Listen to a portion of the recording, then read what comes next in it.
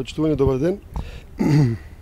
Изненадени сме од леснотијата со која првиот човек на Министерството за двоешни работи вчера и соопшти на македонската јавност дека не треба да се надева за деблокирање на евроатлантските процеси.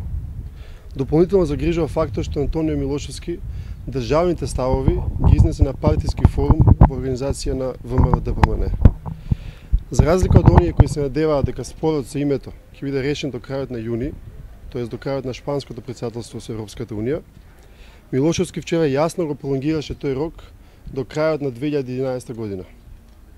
Тоа е директен доказ дека оваа влада нема намера и нема интерес за влез на Македонија во ЕУ и НАТО. Сите досегашни нивни изјави ги сметаме како празна демагогија. Конечно, крајно недозволиво е од страна на официјален представник на државата за одредени земји членки на ЕУ да ги етикетира како повеќе или помалку блиски до Република Македонија. Милошевски веројатно не е свесен дека на тој начин повторно го руши меѓународниот углед на државава, углед кој што долго време се градеше и кој што ВМРО-ДПМН за овие 4 години успеа да го сруши се со една цел да го груевизира македонското општество.